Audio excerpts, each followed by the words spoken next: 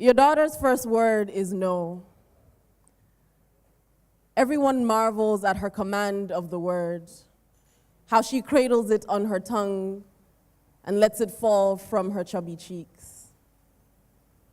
They laugh. But only you know the months of meditation on your hands and knees, praying at the altar of your daughter's clueless face, begging her into an understanding. Only you know the delicate work of pulling the word gently from her throat, a tiny weapon, the first of many to keep the child alive. By what name do we call the girl when she comes back? Is it cruel now to call her precious, to call her patience, to call her joy? Do we turn her old clothes to rags to wash her with, or break the bed where her feet now dangle over and burn it to ash? Do we sing a praise song or a dirge when the girl comes back with her mouth sewn shut and her eyes sunken in? Do we welcome her home when there is none, and forget how savage the privilege of weeping before the one whose tears have dried up? When the girl comes back, whose arms does she run into? Who will call her daughter and call her daughter, daughter too? Who will offer up their backs for her to climb on? Whose milk has not yet curdled? Who will nurse this broken woman back to girl, then back to whole again? And this is how we disappear. We fall backwards into our mother's mouths, become them. Become the only stories we have ever been told.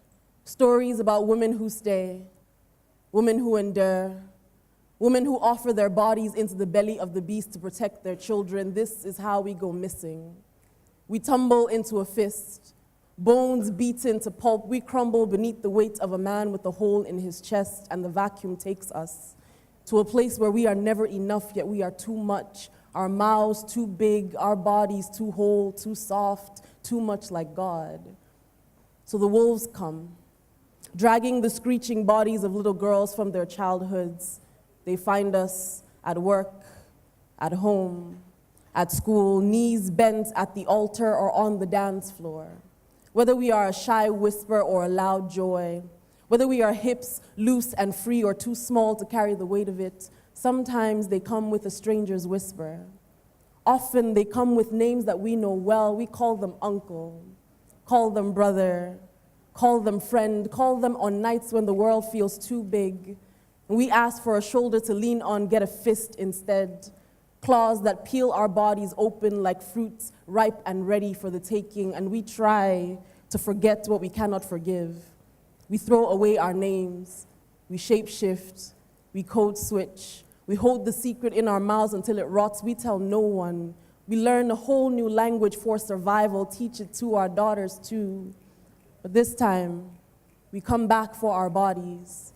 We come back for our voices. We gather the broken, gather the split and scattered, everything that remains, anything that still has a pulse. Even what is only a shadow of itself is still worth loving. Everything that we paid for in our blood, let it come. Let it move from all of the places you were left for dead. Even with only the skin on your back, we do not look back. This time we do not turn to salt. We are the ocean.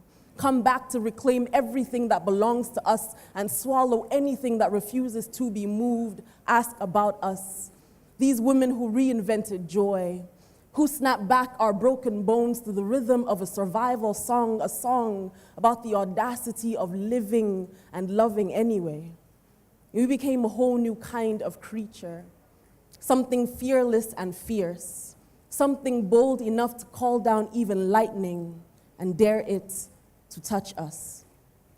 So the woman is not your mother, is not mammy or wet nurse, is not a place to cut teeth, to milk the marrow from bone, to suckle until sagging. The woman is not your training wheel, is not the leather and lust of your first car. Some boys will be boys' story, something hot you swallow to put hair on your chest. The woman is not your rite of passage. It's not some river you cross to prove yourself, carrying all of your baggage on your head. The woman is not a dumping ground.